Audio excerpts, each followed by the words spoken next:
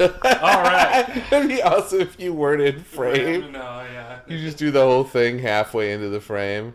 Yeah, I'm just, I'm off on the That's side. very avant-garde. It's very avant-garde of us. Welcome back to Up-to-Date Cinephile. It's been a little bit. Yeah, we took a little break.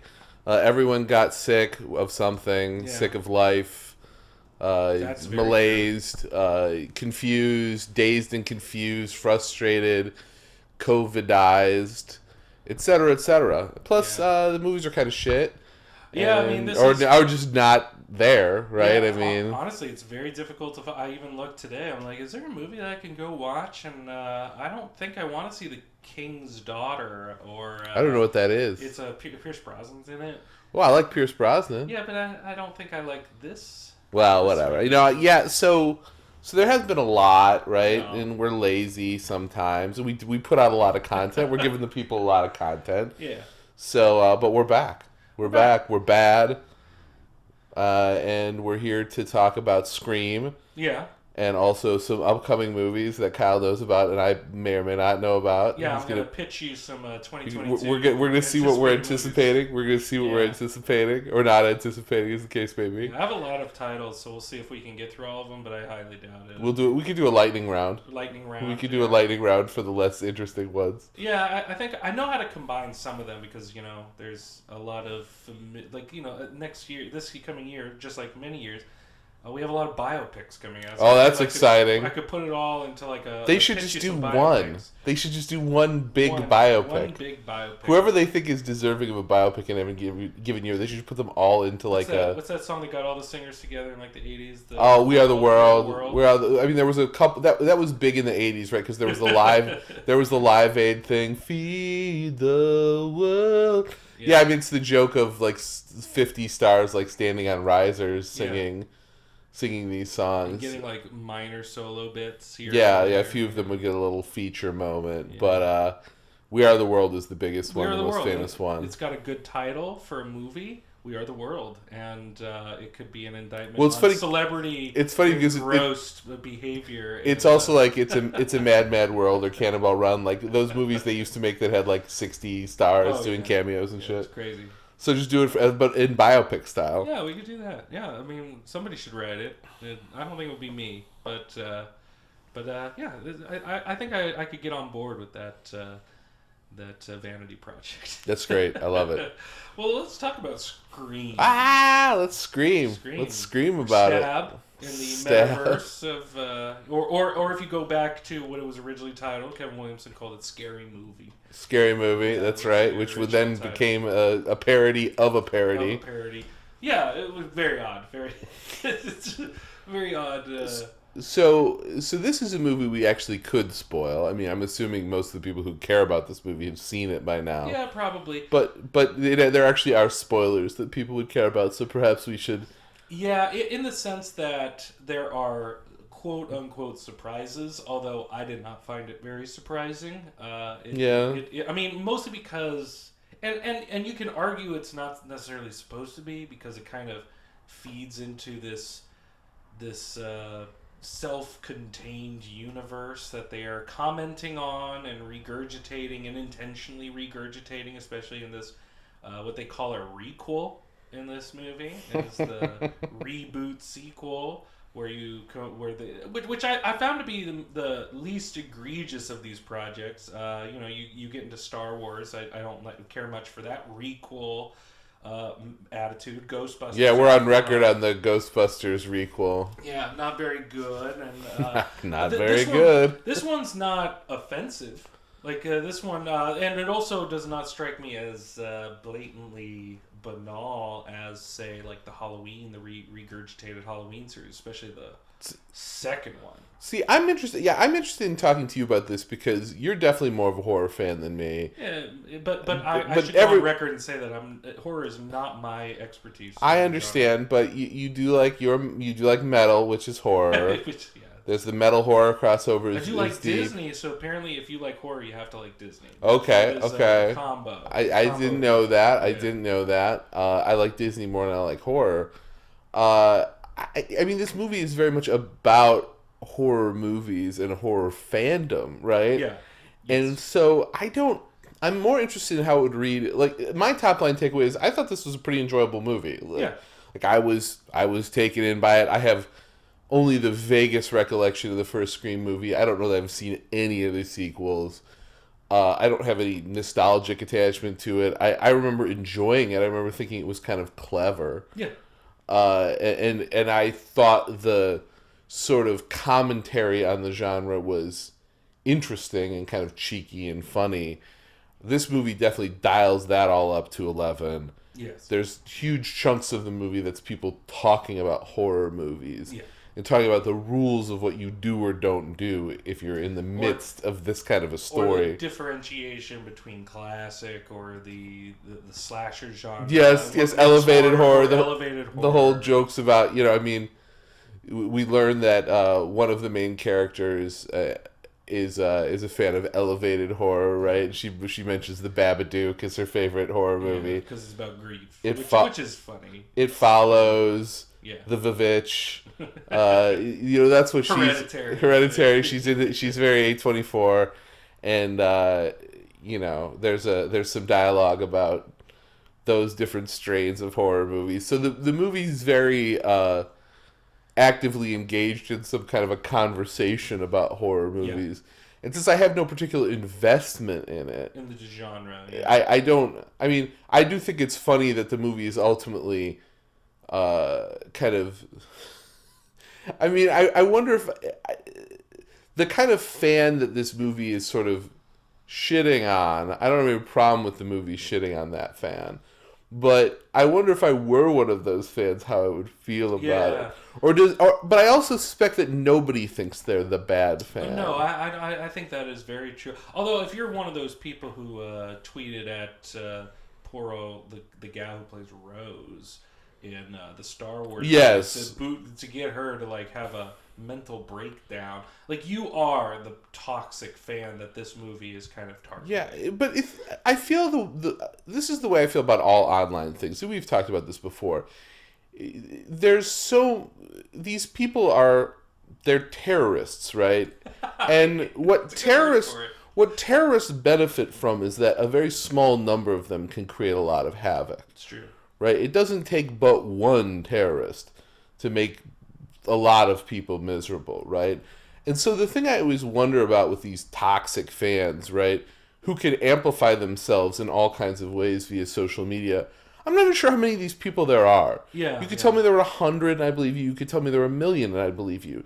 There's really no way to know. There's no real good barometer, And so what I worry about is that this focus on kind of the toxic fan is just, they're the ones who are winning, right? Because they want attention and they're getting it. Yeah. And I'm not sure that they represent any sort of significant number of people, but maybe they do, right? I really don't know. It started getting really bad, obviously, with Last Jedi 2015, but it kind of reached a jump the shark moment, I think, with the Ghostbusters 2016. I remember this happening. I was listening to, at the time, I was working for a coffee company, very early hours, listening to the radio and listening to talk radio. Famously, Kevin and Bean's show I would listen to. They no longer exist, unfortunately. Rest in peace, that show.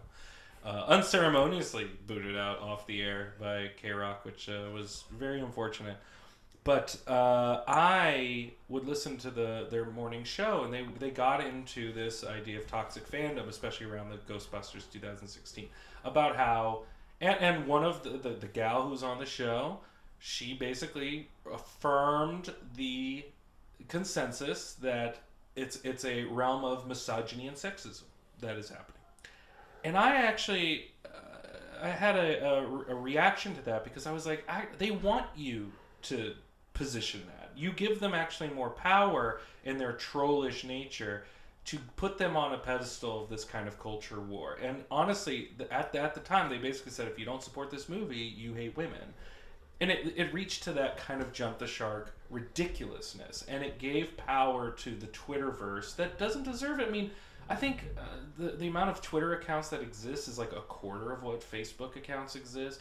The amount of people that shout into the void on Twitter and then get an actual outcome is ridiculous. And so I think the target here of Scream, of toxic fandom, the Twitterverse, the Reddit subculture, of the secret subculture of trying to dictate what is true entertainment or true to their franchises, I think is tapping into something, but you're also giving it a lot more power. Well, yeah, that's my thing, right? It's all a circle jerk, right? And everybody who's quote unquote in the discourse is winning, at least on the terms by which they define winning, which is just to get retweets and to get burned, right? Because so basically, someone goes online and they say something fucked up, right? You know, these women are destroying my fandom, my life. I hate them. They're terrible. Whatever. Or they try to be more funny about it to get lols. And then you can have two responses, right? If you want to engage.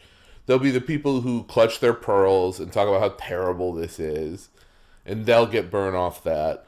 And then you can dunk on them, which I'm more sympathetic to that, but that's another way to get burned, right? Sure. Is just to make a joke out of them. Yeah. But either way, like, everyone wins, right? Except for us, I guess, right? Except for everyone else, right? But everyone involved in that situation wins. And these guys, these trolls, these 4chan, 8kun, people, they have become such prominent features in our culture, right? Way beyond either their numbers or their real influence, because they're easy targets, right? Because people love to just tee them up, right? Yeah. Or use them as an example of everything that's wrong in the world. And, it's just, I just wonder, what's the point? Yeah. Right? Yeah. What's the point? I get it. These people suck, and they deserve whatever, right? But I don't know that. I just feel like it's emblematic of a culture that's kind of on fumes. Yeah. Right? Because we don't really have anything interesting to say or to talk about anymore.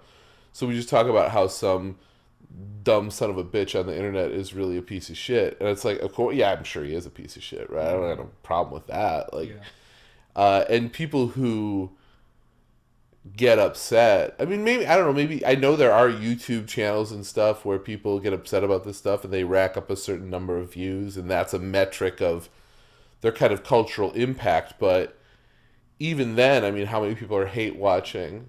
I mean, it's literally the model that we have today is just to be hated, right? Just to say something that will wind people up. Yeah.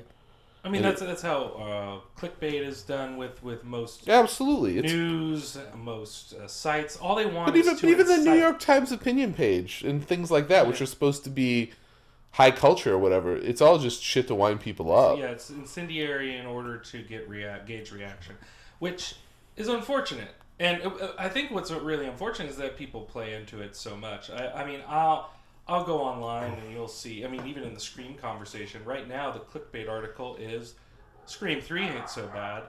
And it's meant to entice a reaction because it's famously not very good. Like, it's not the thing you think is bad is good. The thing you think is good is bad.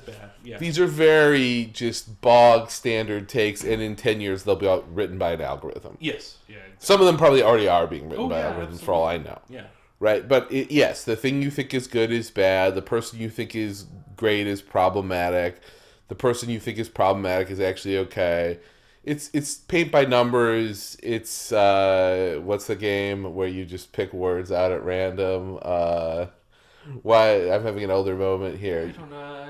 I'm not recalling. Well, no, it's the one where you make a list of words and then you insert it into a story before you see the story. Mad Libs. Mad Libs. Oh, okay. It's just Mad Libs, right? That's all it is. Mad Libs to make Mad Libs. Get it? Ha ha ha. That's funny. That's for you people out there. Little joke. We got jokes here. It's funny. I didn't think we would go on this particular tangent. I think this is what the movie's got. But yeah, the movie. So what I mean, ultimately, the movie is taking aim at a target that is large and easy to hit, and I just wonder what it all amounts to, right? Yeah. Well, I mean, I think it makes sense that the Scream movies would have it's logical sense that they would take this on as the kind of driving force, the malicious force of why people are killing. It's because they're taking toxic fandom. They're upset about sequels. They even make reference to Rian Johnson having directed one. They said the guy who did Knives Out, he directed one of the Stab movies, and it wasn't very good. So they're making up. Apparently, Rian Johnson was supposed to be in it as like a cameo. I don't think they could have worked it out in the shooting schedule or his schedule, so it didn't happen.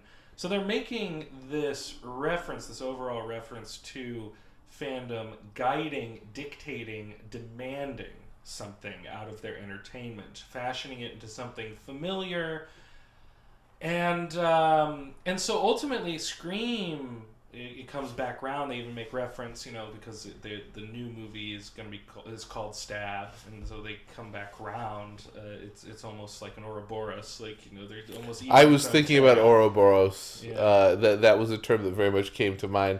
Our culture perhaps seems to be a bit of an Ouroboros at this point. Yeah, and especially with the blend of nostalgia, the blend of what these products this franchise is a product that people demand sort of an expectation on tone, delivery, brutality, all these things that make up Scream that was defined by the first one. And what's so different, and I describe this, I do little reviews on Letterboxd, but I describe this, the first 13 minutes of the first Scream is the height of that franchise. The first 13 uncut, it's cut, but the almost short film-esque demise of, at the time, a huge star, Drew Barrymore, is so subversive, so risky, that once the franchise continued, they adopted the more meta-cultural commentary to make it more funny. And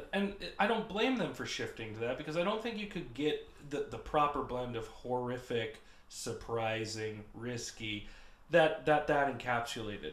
So that's the height of the franchise right there in that first 13 minutes. It's a very good movie, the first movie. It just never reaches those heights again, which is quite high in its filtering of what the slasher genre of horror or the culture of horror was from the 80s up to that point. That it was suffocating itself. It was kind of an Ouroboros as well. It was like eating its own tail. Nothing was inventive. And so here comes Scream, and it ignites a kind of a culture updrift. Like it really does take everything that you suppose in horror and the genre up to that point, and really utilizes it to make this meta deconstruction, which is very fascinating, very clever.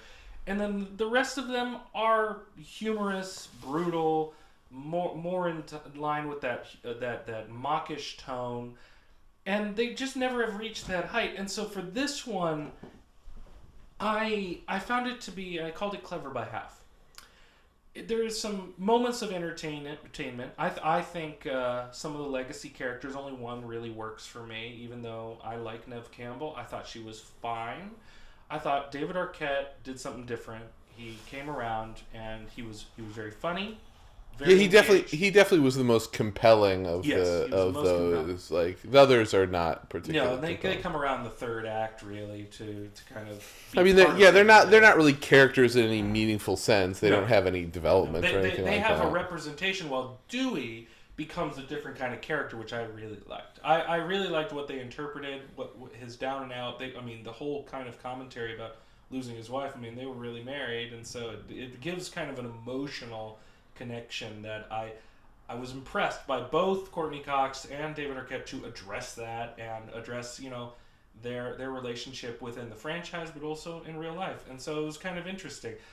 You lose me though with the exercise of this movie, is that because it is an exercise, and it's obviously been an exercise ever since Scream 2, that the commentary and the kind of self-contained universe, that these new actors, that especially coming around, it's different when you focus on Sidney Prescott, and she's the lead character in basically every single one. You add some other characters around Sidney, but it all is focused around her journey and her experience.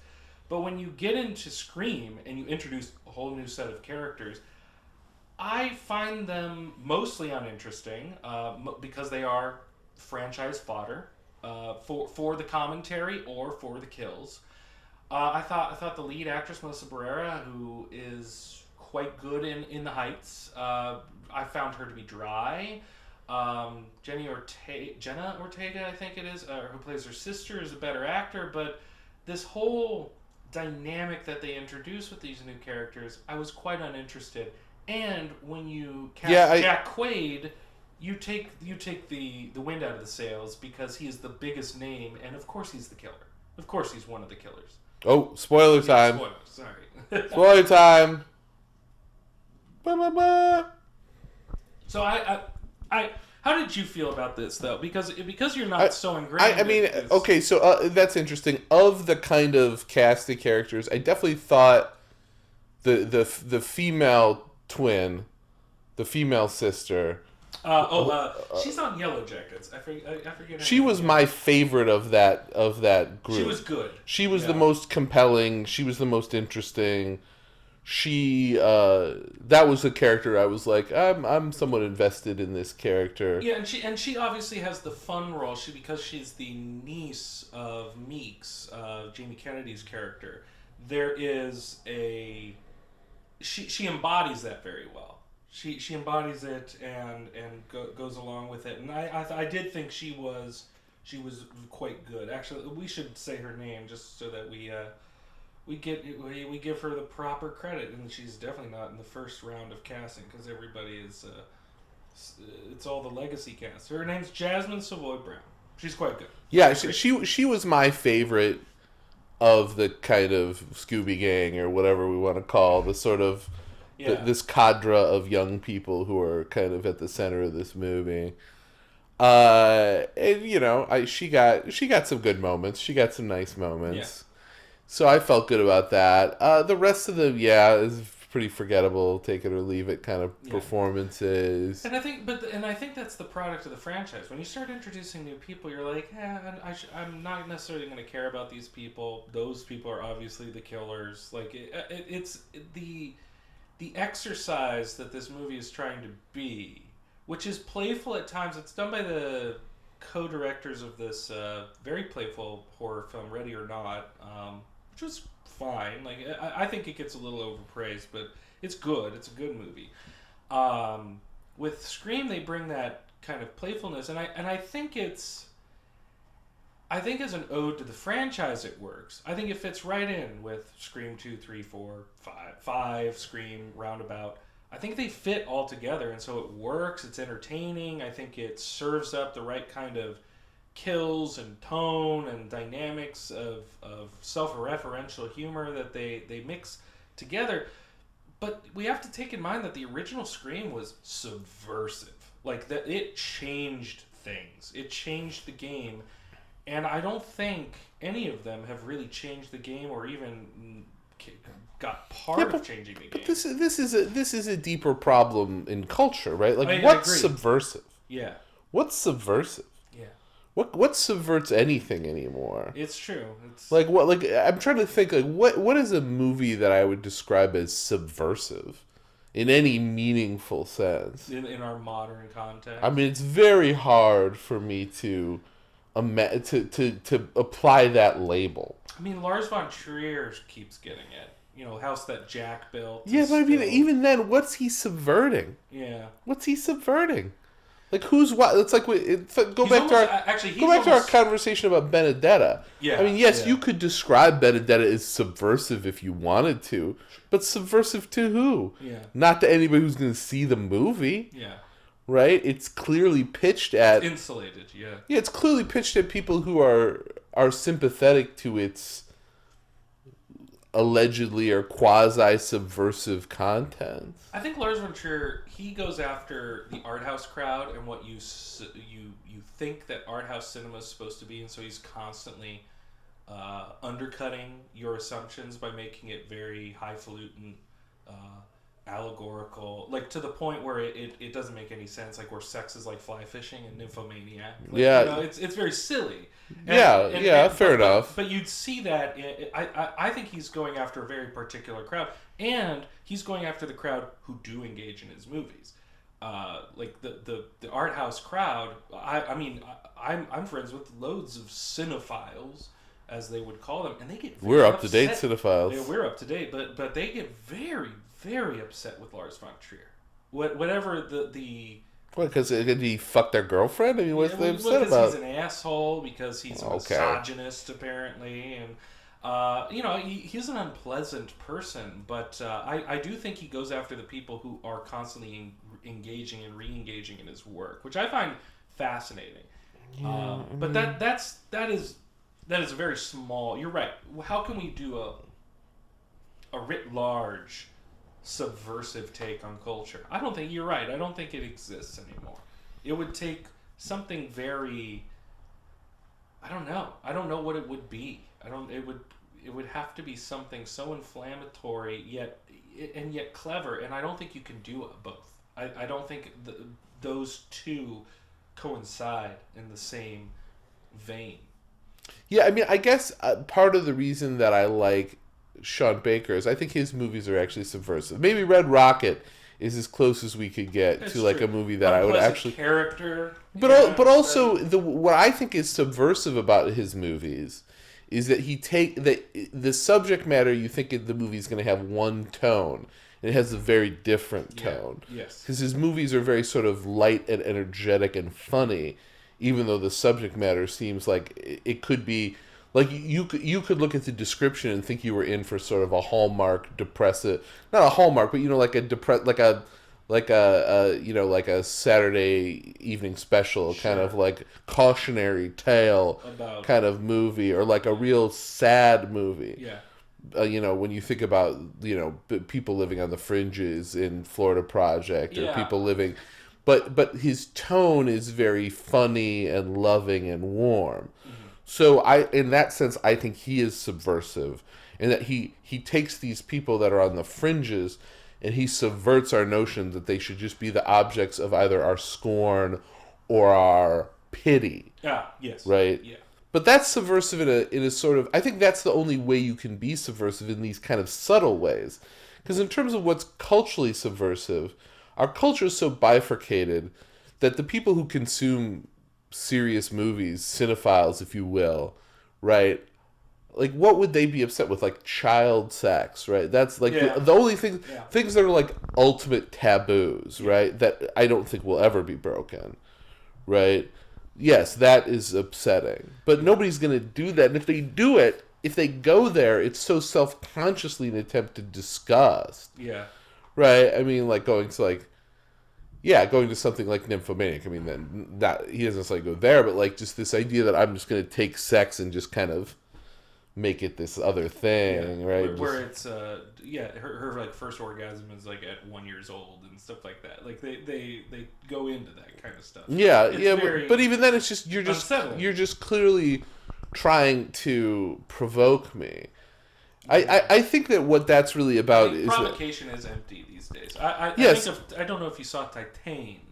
No, I didn't see Titan. I found that to be an empty exercise in provocation just for imagery and violence. And I found at the end of it, I was like, I don't really think it has much of anything to say. I mean, the truth is that these people all wish that they were living in downtown New York in the 60s or the 70s, right? Yeah.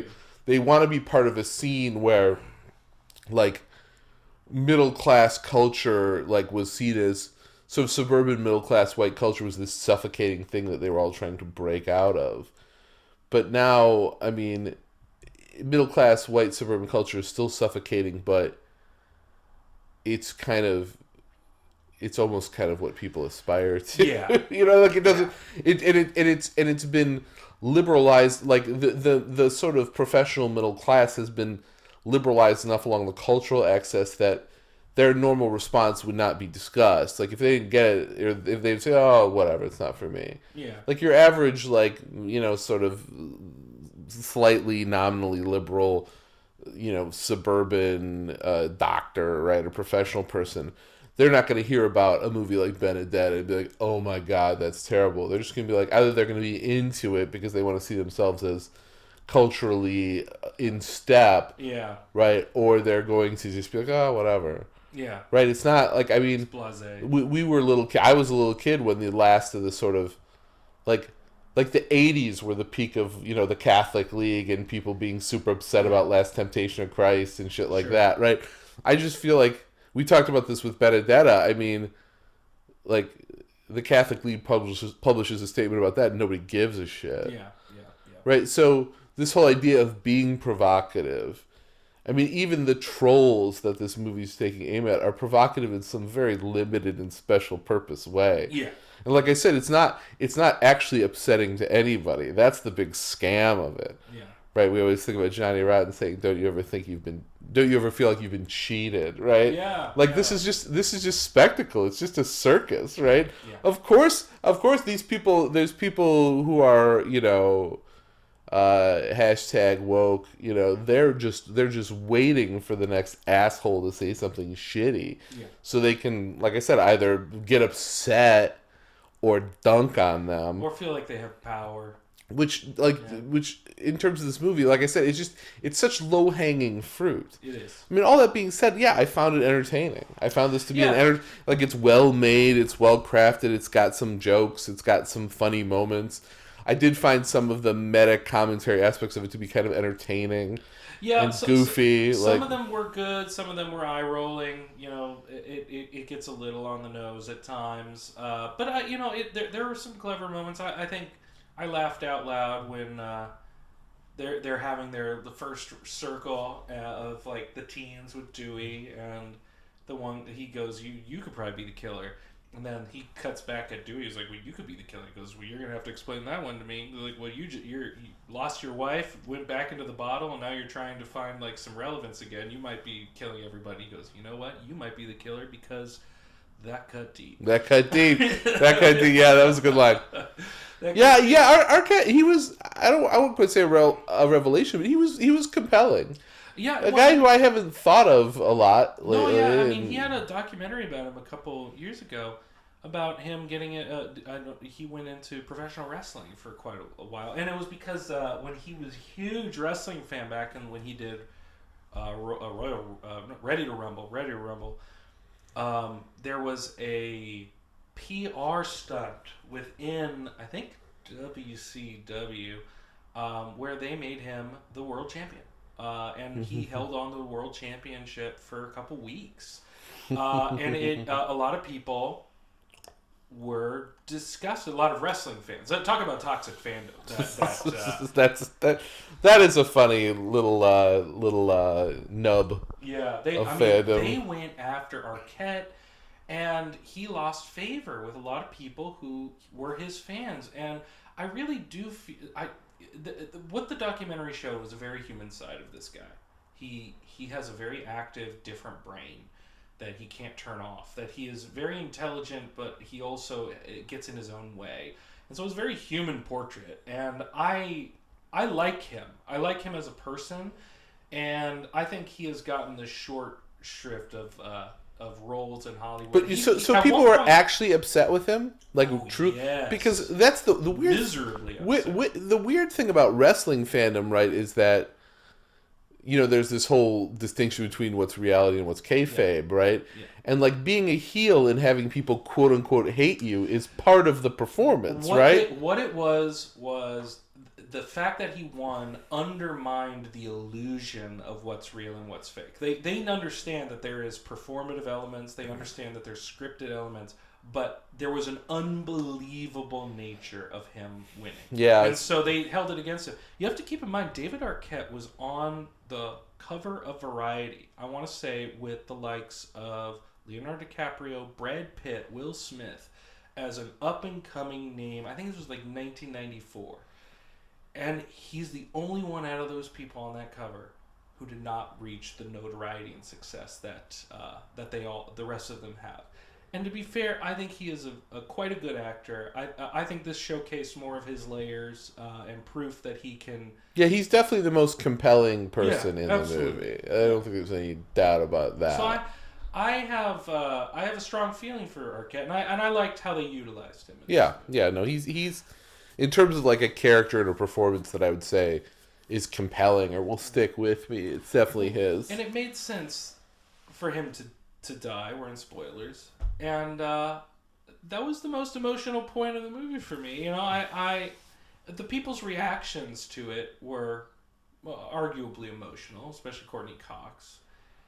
But the way he does it is that it is in a realm of self-sacrifice and giving himself purpose. And it made sense for the character. So I really liked that aspect of the movie. I think generally, I don't have much more to say. I think it's generally entertaining. I know we've talked a lot about like why it's kind of diminished, I think, in a cultural impact than the original Scream. Scream comes out not in a vacuum. This is in a vacuum of horror, of genre, of commentary, of targets, and I think it utilizes it well, though it's not as impactful as I would like it to be. But I think it's enjoyable for a lot of people. What's interesting is that it ultimately devolves into this sort of commentary on toxic fandom. But there is this other sort of, I would say, intellectual or ideas-based strain running through it that I actually think is interesting, which is the rise of, like, prestige horror. I don't know what that means for the culture. Yeah. Like, I don't have any sort of operational theories, but it's definitely a phenomenon, and it's interesting to think about why. Yeah. The division is stark. But, I don't think...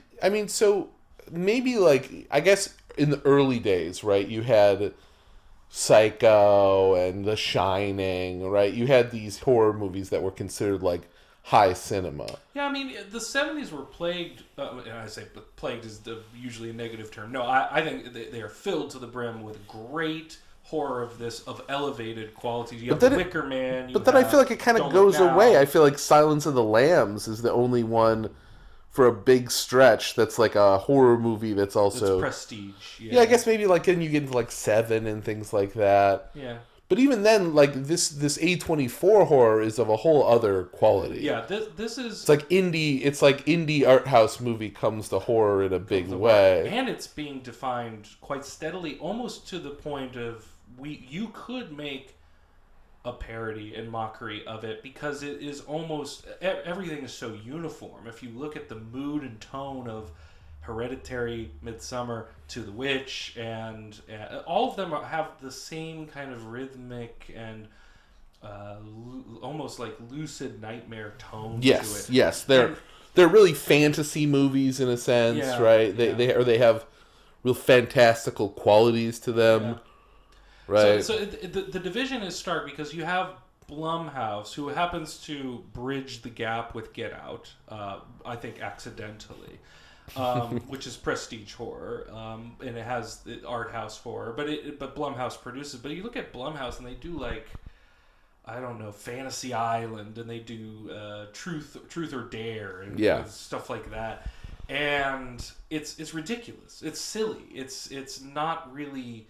They're horror, like they're odes to the slasher of like the 80s kind of horror, and some of them get a little silly, like Happy Death Day and stuff like that. But then you have this stark variation over in the art house world, which emerges with The Witch and The Babadook. Those are the notable, cultural touchstones of what pushed, and they're like, oh, this is what horror can do. It can be a Kubrickian exercise in psychology and what horror represents. And horror has kind of been like that in its past. It is almost 70s style horror with a modern flourish, but it is different. It's and you don't really have... Scream actually kind of is in the middle, isn't it? It is a slasher. It's an ode to the past, but it also is reflective of our and I guess you'd have to bring Del Toro into it too, with his own particular flavor of... He's got particular of contemporary horror. Yeah, he does the gothic stuff and like Crimson Peak and... Yeah, it's just interesting to me. I don't, like I said, I don't know. I don't know that there's anything... Like, I don't know why this has happened, but I think it's an interesting phenomenon. It is. And the movie kind of comments on it, but I don't think really has a ton to say about it. It doesn't really have much to say. In fact, it's saying that the... But I agree with you. I do think I do think the world is ripe for a Scream of, like, A24 horror. Yeah. Like a actual, sort of... Let's you have to give credit, though, to Drew Goddard, who did... Cabin in the Woods in 2011, that's the best kind of Scream variation that Scream has not done. So, I mean, talk about somebody who subverted it again, took basically the lessons of Scream and then reapplied it to a different... honestly, that is a better commentary about toxic fandom, where God is the toxic fans, and that you have to serve up these traditional deaths and the representations of these characters in a particular order, in a particular way. You have to manipulate, manifest. It is about the development of these classic odes of horror that fans demand, and I think Cabin in the Woods gets right to the heart of it better than this movie even does. Even this one's more overt and on the nose, and yet that one I think has the better commentary. Yeah. So I'm a little done with Scream. Yeah, let's do pitches. Pitch me some movies. Pitch me some movies. So every year, when I did an older podcast, we would try and do 20 what we're anticipating in the realm of 2022. Do you have anything on your mind like that? I guess the one we talked about, this one, the A24 one, everything. What is it? Everything Everywhere All at Once. Yeah, that one. That's the one trailer I've seen recently. I'm like, I want to see this movie. That blew my mind. How refreshing and silly and wild a take. I like the Daniels. Have you seen Swiss Army Man? I have not. You should probably watch Swiss Army Man. That was a divisive experience. I think you'd appreciate it for what it does. I mean, it uses Daniel Radcliffe in a way that I don't think any studio wished that they had. But it is fascinating. I agree with you. Everything Everywhere All at Once. I think it comes out in March, which I'm actually very excited. Yeah, we're ready. We're ready for some new cinema. I'm some cinephilic cinema. Yeah, I mean, so let me. We talked about biopics. There's four, at least four on my. And so I'm going to tell you the biopics, but I'm going to pitch you the last two that I think are the ones that we should be paying attention to. But if you don't know about any of these. Do you like Tina Turner? Sure. Yeah, we love Tina Turner. Tina Turner. What's love got to do with it? That's I don't know who's doing it, but we're getting a Tina Turner bio. Has that already happened? What about the one with Lawrence Fishburne and Angela Bassett? That was. Well, we're getting another one. Okay. Well, I mean, Tina, we love her. We love her. Yeah, I mean, absolutely. she's a.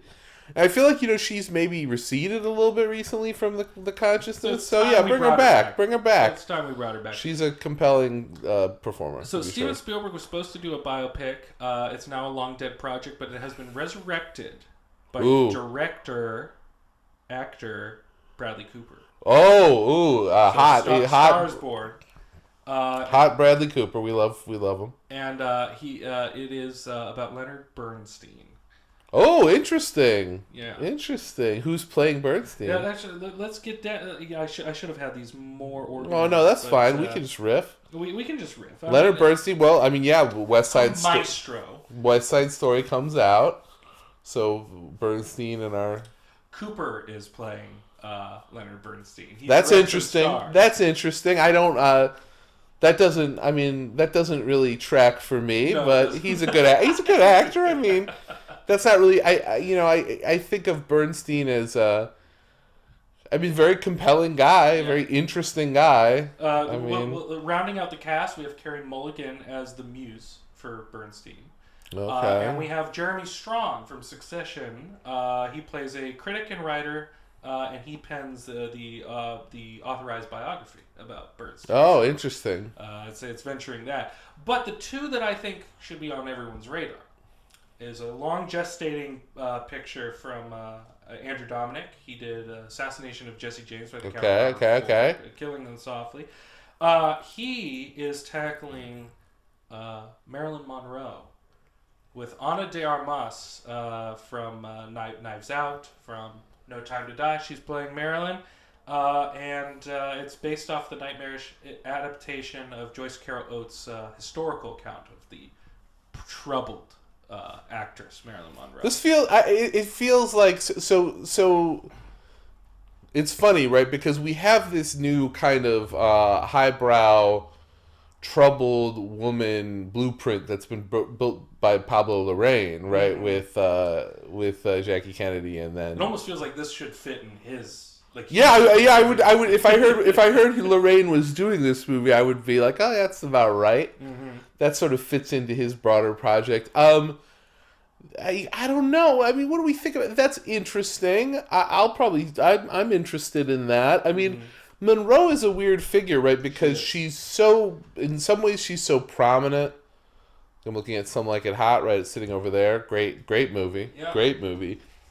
But like, I mean, she has become like. I mean, I guess it would be interesting to get into her in any sort of complex way, because I feel like our. I agree. I feel like our impression of her, the way she exists in our consciousness now, is very kind of one-dimensional. She's like the classic, like, Hollywood star with a tragic kind of ending, right? This beautiful woman who is ultimately sort of tragic. Like, I don't know if her life, or I don't know if it contains sort of hidden depths or whatever, right? Yeah. But well, obviously, I think the more history is understood is that Hollywood put her constantly in precarious situations with drugs and demands, and I think she has become a sympathetic figure for a lot of people. Oh yeah, I think she's very sympathetic. I mean, she's been sympathetic for a long time. I mean, Candle in the Wind, right? That's the other thing to tie together, Marilyn Monroe and Princess Diana, right? Is, it was originally about, one, and then was famously reworked for another. It's interesting, right? I think that we still. I think there's always going to be a fascination with those old stars, right? Which existed as celebrities in a different way than I don't think our society can generate Marilyn Monroe's anymore. No, I don't think so. These people are celebrities, like, at this level of being that iconic, right? Yeah, I agree. Last biopic that's on people's minds. I'm still trying to imagine Bradley Cooper as Leonard Bernstein. It's not coming together. No. It's not coming together for me. I agree with you. I don't. That's why I mentioned it before. It's not. Yeah, it's not. Yeah, I think that's going to be a prestige project that doesn't land. I will predict that now. But we got another prestige project from Visionary. It depends on how you land on his work, and if you appreciate his flourish and his imagination. Baz Luhrmann has a biopic about Elvis Presley coming out. Oh no! Oh no! I mean, obviously, we have to see this movie. Oh yeah, absolutely. What was Baz's? What has he done lately? What was his last movie? That is very. Because I was a teenager in the time of Romeo and Juliet and Moulin. Was it Gatsby? Probably, right? It was Great Gatsby. You were 100%. Which I didn't even see. I mean, it's not very. I was just like, I don't. Sure. I mean, whatever. Like, I was a teenager at the perfect time for Romeo plus Juliet, and I remember liking it when I was young. It's a young person's movie. Moulin Rouge, I was around all, you've been around all these drama kids and choir freaks and whatever who love shit like that. I remember finding it compelling enough, once again, as a teenager. I've never revisited either of these movies. I cannot tell you what the experience of watching them would be now, and I'm not sure I'm going to try to find out. My favorite of his still is Strictly Ballroom. Yeah, but it's the least Baz Luhrmann, right? It's the least. But it still has that. But like, I mean, what's funny is that. Like, Luhrmann is one of these people who became, in the same way, maybe Strictly Ballroom is to him as, like, Bottle Rocket is to Wes Anderson, where it's got some of it, but it's not in its full flourish, his sort of stylistic, whatever. I mean, I guess I should be more sympathetic to Luhrmann, because one thing I always complain about is directors who have no voice. I mean, he certainly has a voice. He does. Like, his movies are undeniably his. That is very true. Elvis, I mean, you can't get any bigger than that, right? I mean, Austin Butler is actually a rising name who's going to play Elvis Presley. Good. He was in Once Upon a Time in Hollywood, and who do you play in? I think he's Tex. Okay. I think, I think he's the guy who comes with the gals to kill a pit. And, I mean, it's always good to, like, that. I mean, that's part of the Cooper thing, right? With Bernstein, it's like not only does Bradley Cooper look and act nothing like Leonard Bernstein, Yeah. but he's so recognizable and he's a big star now.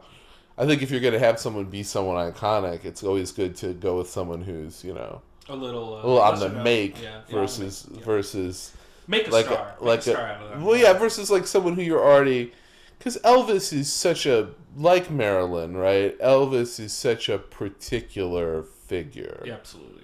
I mean, we're talking. I mean, these are reasonable targets, and for like an iconic biopic, I guess yes, you'd pick Elvis, the biggest American rock and roll star ever.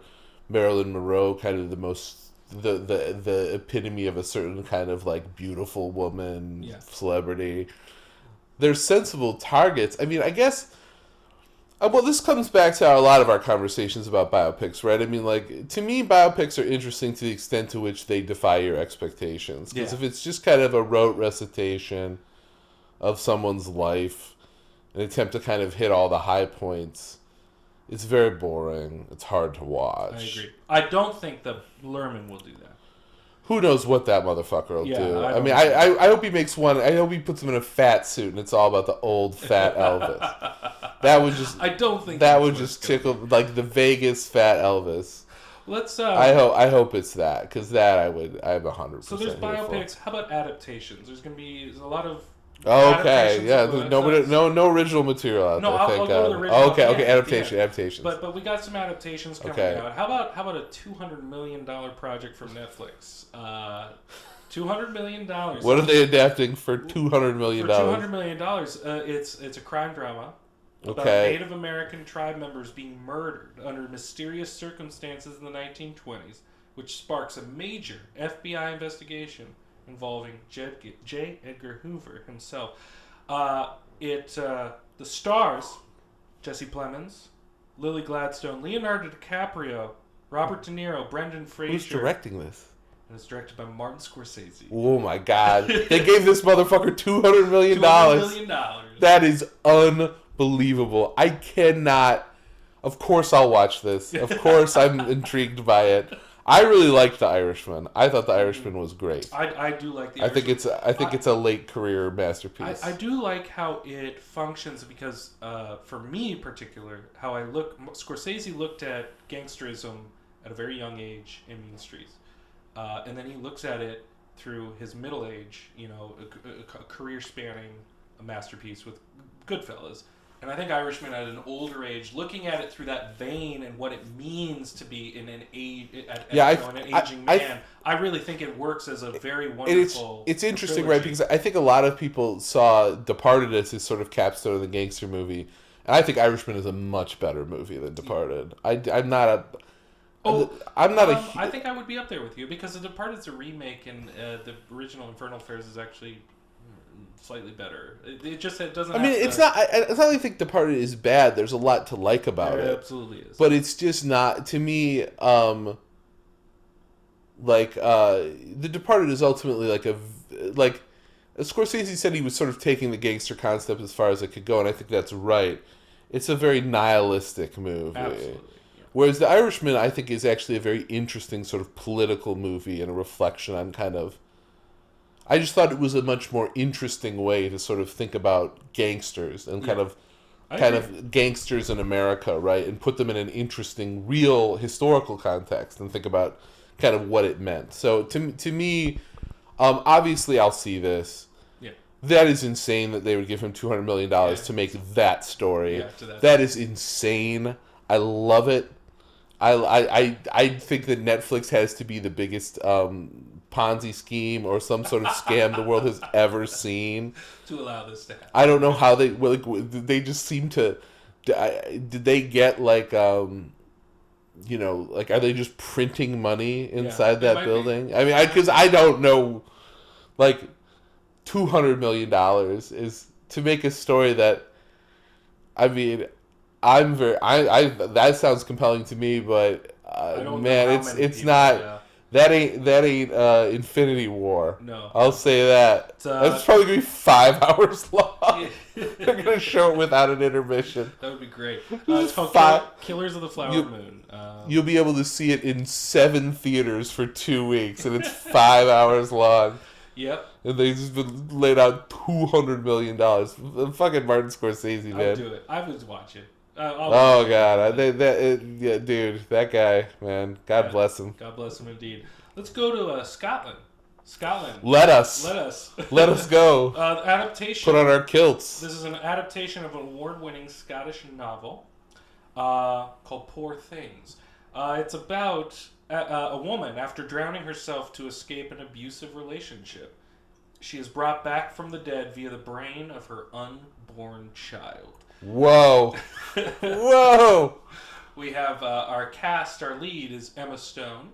Okay. Rounding out the cast, we have Mark Ruffalo, Willem Dafoe, Margaret Qualley, Christopher Abbott, Rami Youssef. This is done from the maestro from The Lobster and The Killing of a Sacred Deer. Of course. Of course. I should have guessed that. Sure. Things, yeah. Sure, I'm in. I like those. That's a great cast. It's a wild premise, isn't it? From a guy who. I don't even know how you do that. Listen, we'll let Yorgos figure that out. We will absolutely. Let me see. What is this? Is this an adaptation? I still can't get over $200 million. Yeah, $200 million to make a period piece about murdering American Indians. It's just that is wild. I hope they give David Lynch $300 million to make an exploration of his own brain. Yeah, I hope so too. Just give him $1 bajillion to just go out with a camera, Dave. Just film some shit. I don't know. He does that on his own anyway. Here's $300 million. Why not? We do have another adaptation. This is a movie for our times.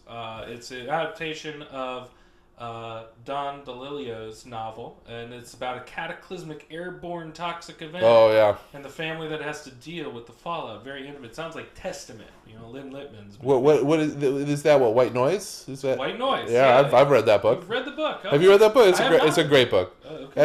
It's a quick read too. So, I like DeLillo a lot. All right. I don't know that. I'm trying to think. What they adapted? What was it? I think Robert Pattinson was in an adaptation of one of his book. He has not been adapted, I think, very much or very successfully. Which is maybe a testament to him as an author. What might that be? I have to think about it. The Rover? No. I think maybe was Cosmopolis based. Cosmopolis. I think that was a Cronenberg. I think but I'm not sure that we'd have to look at that. Whatever. So they're making White Noise. Who's okay? Starring Adam Driver and Greta Gerwig. Okay, yeah, that sounds right. Directed by Noah Baumbach, who did Marriage Story, Kicking and Screaming. That's interesting. Obviously, I'll see this. I like Gerwig a lot as an actor, especially. Driver, I think, is a very compelling actor. Yeah. Baumbach, I go up and down with him. I as well. Yeah. I think that I don't like Margot at the Wedding, but I like Greenberg. The interesting thing about White Noise and DeLillo is that it's got kind of an absurdist edge to it, right? Because the main character is if I'm remembering it right, he's a professor who specializes in Hitler studies. Interesting. Right? And I just remember this sequence where he's trying to learn German from some strange German tutor, and the guy just gets really close to his throat and stares at his throat and gets angry at him for not doing the right noises with his throat. You're right. That is not a very Baumbach style. Because DeLillo likes to kind of smash together things that are kind of goofy and absurd with things that are realistic and historic. And that's why I wonder some writers are just harder to adapt because you take something like American Pastoral where you have a pretty great novel turned into a pretty marginal movie. It's very true. Yeah. It doesn't always work with these kind of more literary books, right? the books that adapt well, the novels that adapt well generally are like popular novels, right? Like Gone Girl or something like that. Girl with the Dragon Tattoo. These more literary novels, I feel like they're harder to adapt. Yeah. Because what's interesting about them is so much of what's, especially with DeLillo, who's such a gifted and specific prose stylist, so much of what's good about them is on the page, and it's not clear to me how that will translate. But I'm interested. I mean, as you're talking about what the prose and description and the style that what is in this book that I have not read, I actually am having trouble imagining Noah Baumbach doing it successfully. I actually... It doesn't seem like it's up his alley necessarily. Yeah. I mean, the thing is that I think that a lot of things that are like quote unquote highbrow get smashed together. Mm-hmm. And you think, oh no, Baumbach, yeah, he's kind of bookish. He makes kind of bookish movies, but like, I don't know. It's intriguing. It's intriguing to see what will come of that. I mean, well, we got a adaptation of a. I think it's a Tony Award-winning play, and it is about.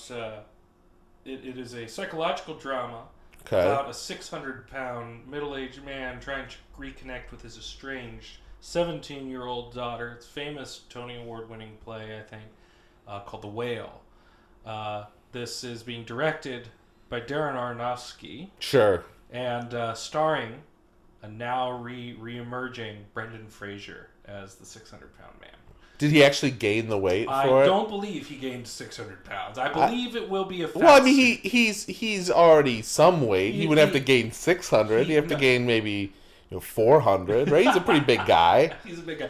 He has gained weight in these last couple years. I think there's been a lot of very positive reinforcement about that. You know, he is not his action physique self, and I think there's a lot of reasons for that. And I think there's a lot of support. I mean, he is one of the again, talk about the Me Too movement coming out. He was abused, and he was diminished in his voice because he was a man. Which there was a double standard going on about abuse in Hollywood, that they wouldn't necessarily listen to the men's voices coming out about their experiences, and Brendan Fraser is one of them. And so I think there's a lot of support coming his way. I know that there are a lot of people upset. I think at least I know a subgroup of people and who are personally involved that they do not like the idea of him being in a fat suit, that it propels negative stereotypes.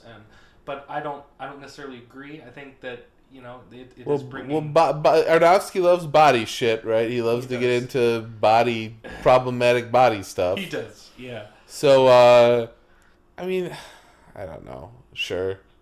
Sure. I mean, it's. Yeah, I don't know. Yeah. I mean, we've talked about Aronofsky before. I mean, another guy who's, uneven, right? Oh, yeah. I mean, I think The Wrestler is a spectacular movie. I agree with you. He's not written by Aronofsky, but I think he directs it masterfully. Well, this is an adaptation, so I don't know. We'll see. Sure. All right. Go get him, Brendan Fraser. I got one more adaptation, then we'll move on to some original material. Okay. All right. This is an interesting adaptation of Martin Amos's novel called The Zone of Interest. It's set in Auschwitz. Another author who I haven't read Zone of Interest. I've read a few other Amos books. Yeah. I don't know that I'm trying to think if any of his books have been successfully adapted. It'd probably be difficult.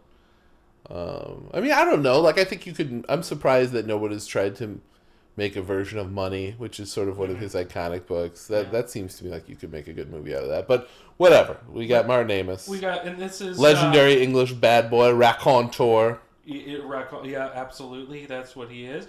A concentration camp story reportedly about a Nazi officer who has become enamored with camp commandant's wife.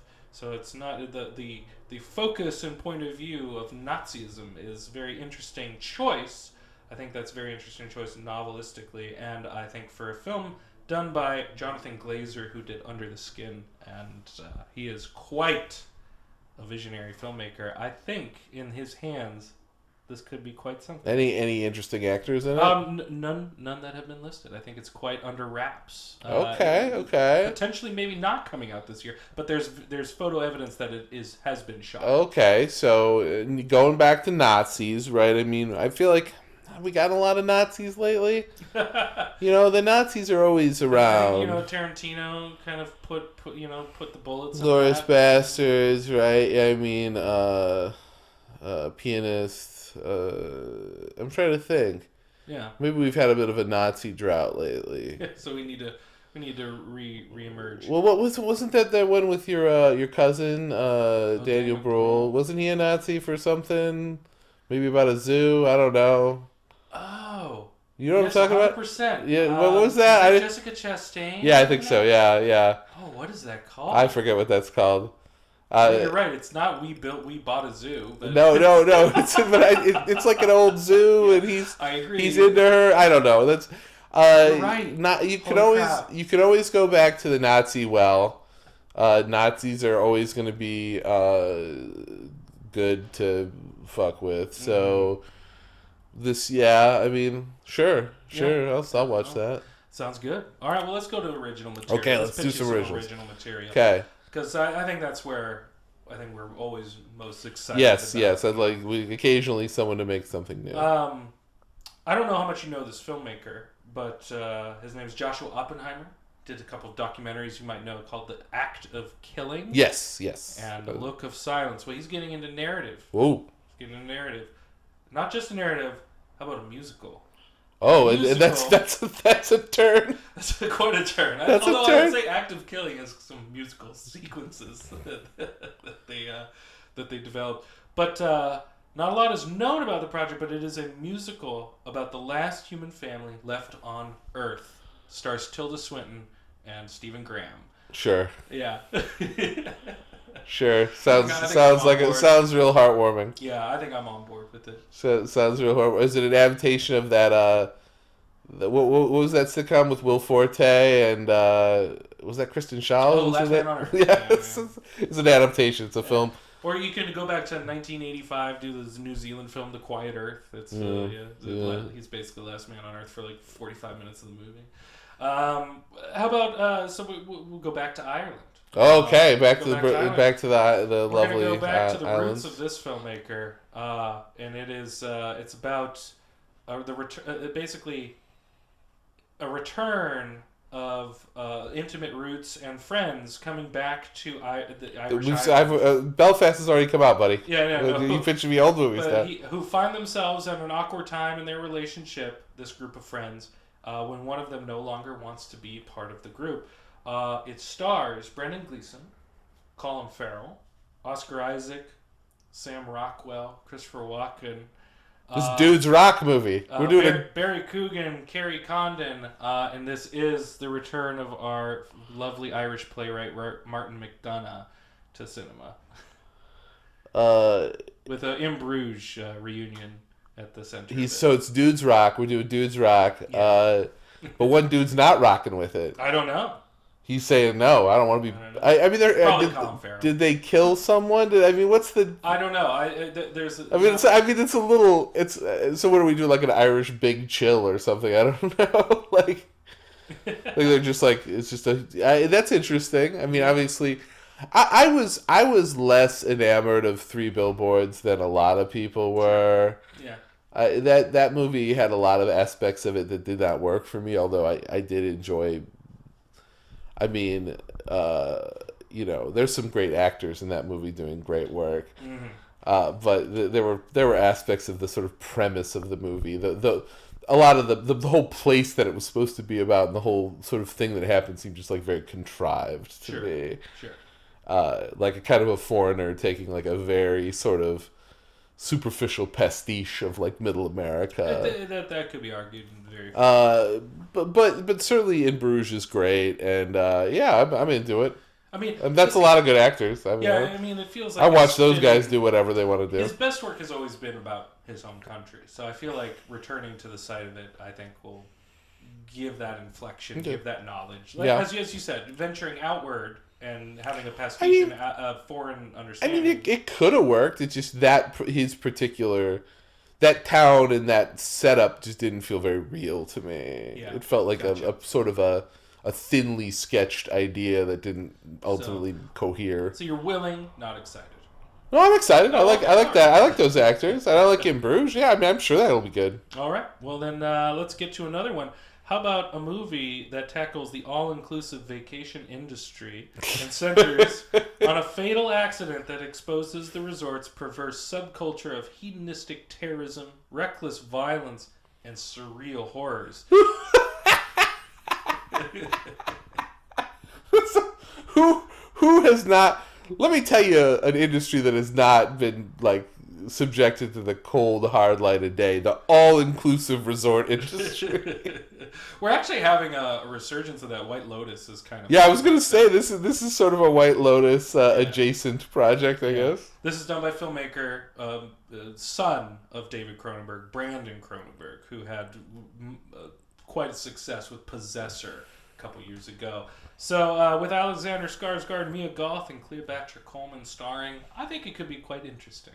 I mean, I do love... I mean, it is sort of a Lynchian premise, right? Yes, Which I can always sign up for, right? This idea that, like, this, you know, the sort of the Blue Velvet setup, like this lovely outer exterior. Like, you're there to have fun. You're there to have a good time. Yeah. But there's some secret horror, like, about what's actually going on. I'm up for that. Yeah. No, I'm up for that. I mean, that's kind of hilarious. No, I think that it could be quite intriguing. It's called Infinity Pool. I actually have not been saying the names of some of these. Let me go back. Martin McDonagh's project is called The Banshees of Inisherin. Good name. Joshua Oppenheimer's musical about the end of the world is called The End. Not such a good name. not such a good name. That's a little generic. That's a little generic. How do you feel about projects about Jesus? I mean, I feel like this is a loaded question. I mean, how do I feel about Jesus? You know... Do you think there's enough of them? Do you think we need another sort of interpretation? Do we need another? No. Okay. We don't need another. But, you know, I mean, Jesus, I think he was probably okay. I mean, if he existed, right? I mean, the evidence of his existence is even a bit scant, right? But more so than Alexander the Great, though.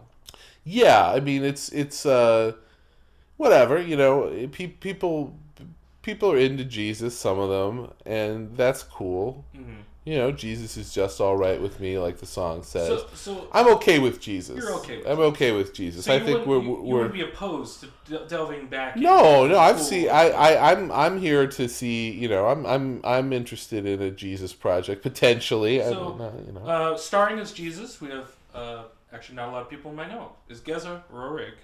He was the star of a movie called Son of Saul. Yeah. Which was quite excellent. So he's a wonderful actor, very expressive. As the Apostle Peter, we have Matthias Schoenaerts.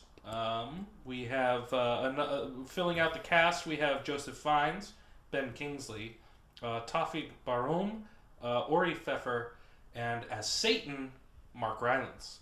Oh, there we go. There we go. You knew how to close there. I knew how to close this. Mark Rylance, we want to get him on a bounce back after the terrible Don't Look Up. Yeah, absolutely. And what appears to be not a very good project called The Outfit, which comes out in February. No, doesn't look that. But whatever. We love Mark Rylance. But I'm going to close it out with who's doing this project. It's the great Terrence Malick. There we go. Of course. Of course. It's called Way of the Wind. It was originally called The Last Planet, but he is dipping his toes into the realm of. Well, he might think he is Jesus. Yeah, so he might feel like I can really relate to that guy. Yeah, that seems like me. Mark Rylance is Satan. I'm here for that. Let's get a Best Supporting Actor campaign going already. Yeah. For Mark Rylance as the Prince of Darkness. Absolutely. It'd be interesting, right? I mean, yeah, I wonder what they'll do with that. I wonder what they'll do with Lucifer. He's an interesting character. I don't know that he's ever been done justice. Probably going to be a lot of the 40... Is it 40 Days in the Desert? Yeah, I mean, you're going to have to do the Temptations. Yeah. I mean, if Satan's around, he's doing the Temptations, right? That's kind of his role in the story. At least, I mean, who knows what Malick thinks his role in the story is. That is his traditional role in the story, is to be tempting Christ with various things. So, I mean, I like Malick. I actually really liked his last movie, A Hidden Life, quite a lot. Yeah. I really did appreciate what he breathes into that. I have not loved all of his projects since Tree of Life, but I'm always willing to give it the good old honest try. And yeah, I mean he's doing something interesting, right? I mean it may or may not land, but yeah, might not. We mentioned Brandon Cronenberg. Would a project from David Cronenberg interest sure, you? sign me up. Yeah. He almost retired, but now he is back. He's back. He's 78 doing years old. But, he's doing the Bill Murray. He's doing the Jay-Z. He's going in and out of retirement. He's doing a sci-fi horror film called Crimes of the Future, reuniting with Viggo Mortensen. There's not much more to tell. I feel like Viggo. I feel like he hasn't been doing a lot lately. He's I mean, he did the Green Book, but he doesn't do much. You know, I mean, he did get Academy Award nominations in a row with Captain Fantastic and Green Book, which I think Captain Fantastic is the much better film. Yeah, well, I mean, well, that's easy to say. Yeah, that's. Yeah. Well, he's a good actor. I mean, he's I like him a lot. I mean, I would be surprised if he was just doing his own thing. Yeah, you know, I mean, he does music actually. I mean, he seems like the kind of guy who might just take a break. Yeah, rounding out the cast, Leah Seydoux, Kristen Stewart, Lovely as Seydoux. Yeah, I do love Leah Seydoux. I mean, that's a lot of good actors. Yeah, no, so I think there's a lot of promise to this. A lot of promise that's on the horizon. I love David Cronenberg. I feel like he has. I didn't really love Maps of the Stars, his last outing. Cosmopolis is interesting, not his greatest, but I'm excited to have like a break and a refreshing return. Yeah, yeah. I mean, you know, it's clearly in his wheelhouse. Absolutely. I mean, we do sort of live in a time where that, like, we were talking about Scorsese and Irishman. I mean, you know, or like Verhoeven with Benedetto for that matter. It's kind of like older directors kind of doing these reflective pieces. Yeah. Schrader with First Reformed, right? You know, these kind of backward, I don't want to say backward looking, that sounds bad, but, you know, kind of revisiting and rethinking things that they've clearly spent a lot of time chewing on. Absolutely. It's always interesting, right, to see the evolution of something like that. Yeah. Not much is known about it, but I just want to put it on people's radar because I'm actually a big fan of Todd Fields, who was Todd Field, I should say. Todd Field. Have you ever seen Battered Bastards of Baseball? Battered Bastards? No. He's I think he's the one, because what was his first big movie that he directed? In the Bedroom. Yeah, I think it's him. I'm 95% sure it's him.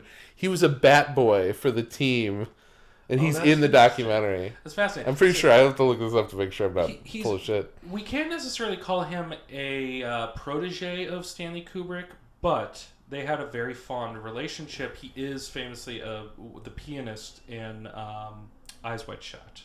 And he did make In the Bedroom and Little Children back in 2006 was Little Children, and he's been in development hell to make his third feature, and supposedly that is coming out this year. So I wanted to just put that out there because I think he's a very good filmmaker. I think he handles melodrama to not a hypersensitive degree. I think he understands people and makes some discomforting works that are pretty profound. I think when all is said and done. So I'm excited for Todd Field to return to the screen. How about I'm gonna only pitch you? How about three more? Okay. Three more. I know we complain a lot about long movies. Are you willing to go for a 4-hour movie? Ooh, is there going to be an intermission? Is there going to be an intermission? That's questionable. I mean, I feel like if you go to 4, you need to have an intermission. But it's an intimate, decade-spanning portrait of one of the most successful entrepreneurs of all time. Okay, who's it going to be? I think it's fictitious. Oh, it's fictitious. I think it's fictitious. Okay, that's right, because we're not in biopic territory. We're not in biopic. So this is some sort of composite, or it's a composite, I think. Joaquin Phoenix plays the entrepreneur. It's done by Ari Aster, who did Hereditary. Midsummer, it's called Disappointment Boulevard. Disappointment. That name is a little bit. What's the one I always make joke of? The Will Smith one with the name that sounds like it was generated by an algorithm. Something Happy or whatever. I forget what it's called. Disappointment Boulevard is not a great name. Joaquin Phoenix is a great actor. He is. I didn't love Midsummer, but I do find Hereditary quite... I have seen neither of those movies. Oh, you haven't? Well...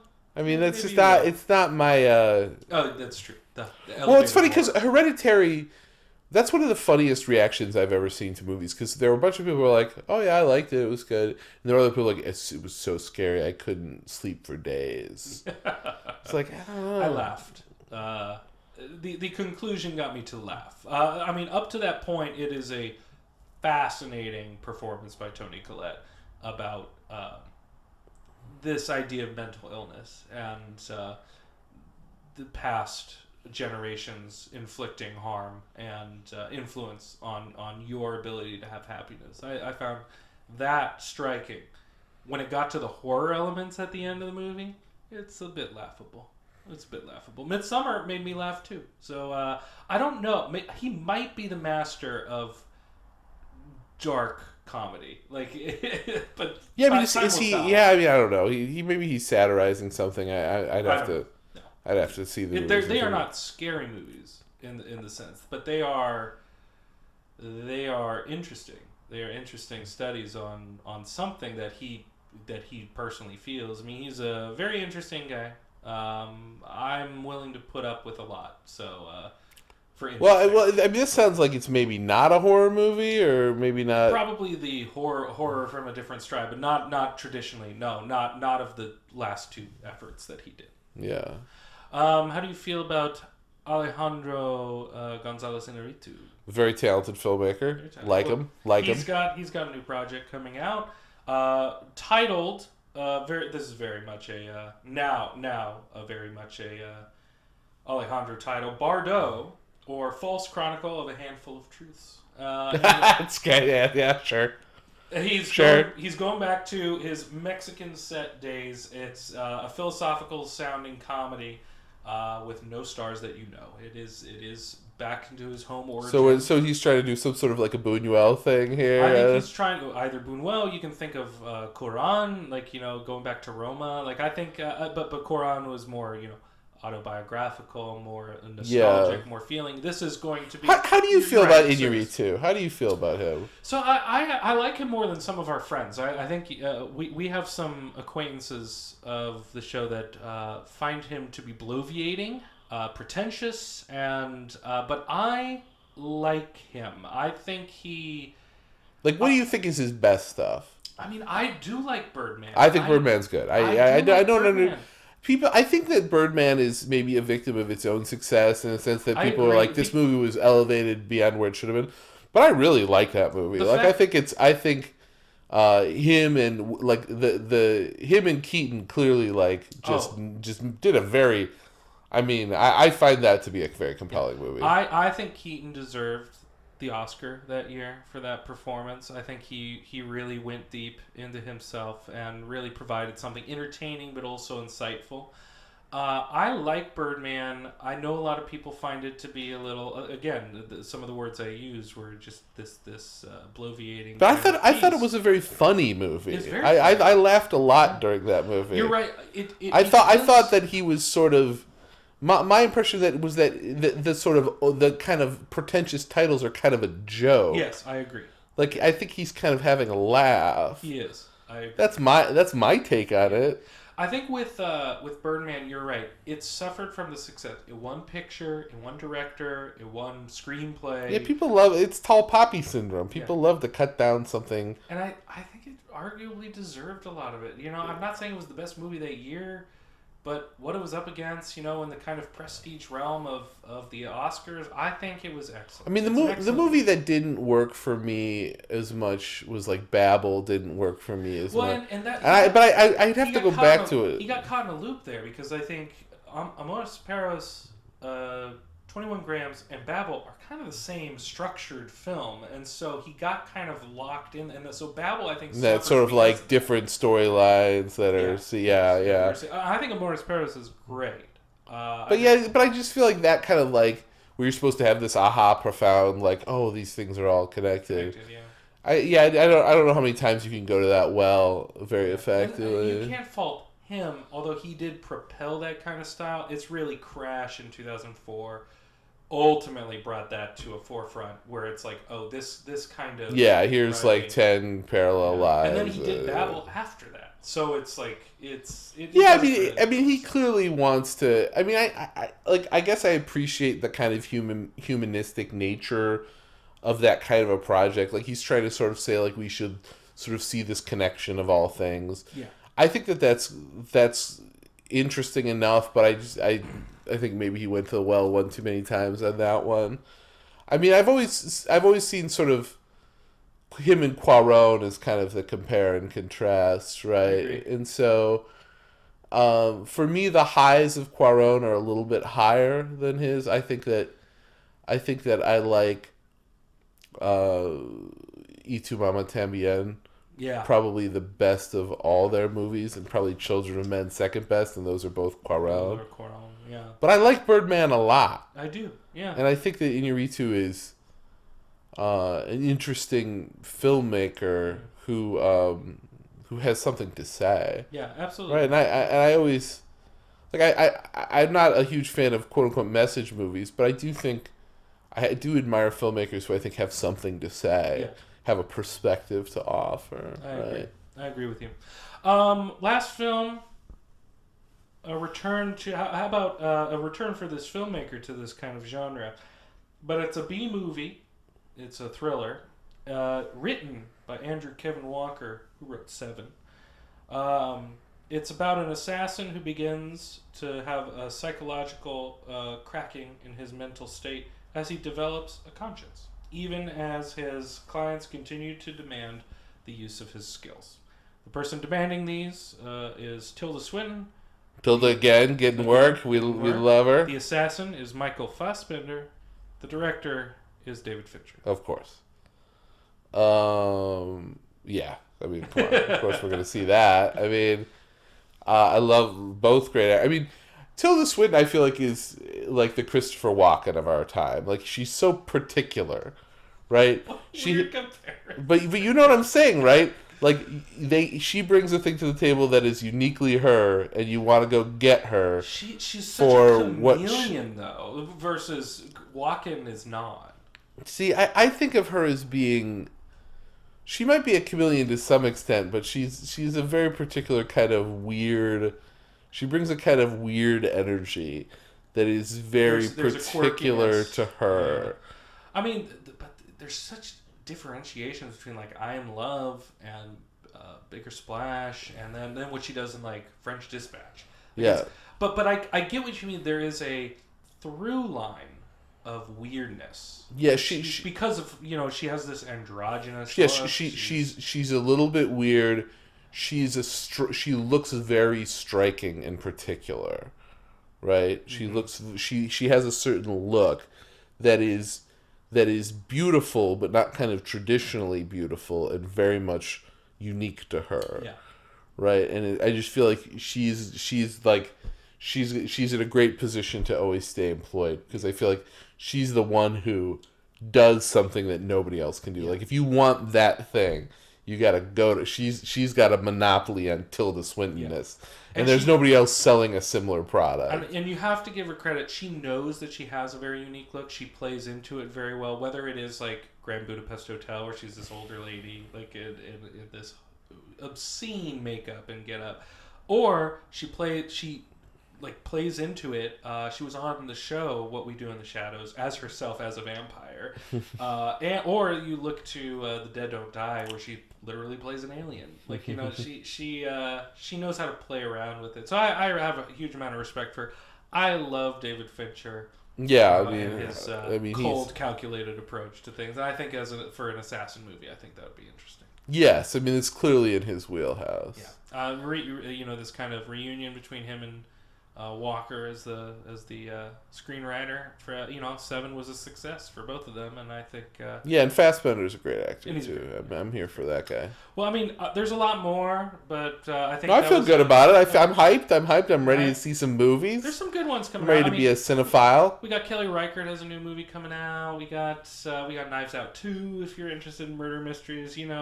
We got Steven Soderbergh's coming out with another movie. It's kind of like a conversation called Kimmy. Chan-wook Park, Korean maestro, is coming out with a new movie. And Alex Garland has a new sci-fi-esque sort of rumination called Men. So I mean, there's. I love Ex Machina, so I'm here for Alex Garland. Wes Anderson apparently has a new movie coming out called Asteroid City. Not a great title. Maybe it will change. So I mean, there's some great Ruben Östlund who did Force Majeure, The Square, has got a new movie, Triangle of Sadness. So there's good stuff. Gareth Evans, Tom Hardy are uniting to do an action set piece. He famously did The Raid, which is great. This one's called Havoc. Rebel Ridge from Jeremy Saulnier. Duel from Riley Stearns, who did The Art of Self-Defense. Got Karen Gillan, Aaron Paul starring. The last one I had potentially was Kit Bag, although that had some casting troubles with Jim Comer. She left. That is famously Ridley Scott trying to do Stanley Kubrick's Napoleon script, which might come out this year. Wow, I didn't know that was out there. That is happening. Yeah, that's a lot. Whoa. There's a lot of movies. There's a lot. We'll keep you up to date. We'll keep you up to date. Up there on Up-to-Date Cinephile. Yeah, and I don't know when our next episode will be.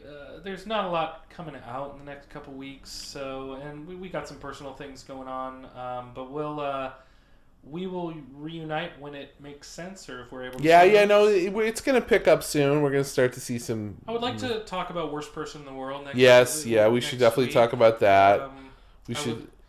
I think Cyrano, I hear, is wild and deserving of a conversation. Not necessarily a great movie, but I hear. Yes, I've heard the same. So there's some things coming out. I think we'll be really hitting the ground running in March when the Batman comes out, and there's a lot of stuff coming out after that. So new Guy Ritchie after that, a lot of stuff coming out. So we'll stay tuned. Stay tuned. Thanks for joining us. Smash like. Smash subscribe. Yeah. Be ready to get all our content. Ben Thelen, Darren Reckoner Podcast. Kyle Bruehl, I Know Movies and You Don't. We'll see you next time.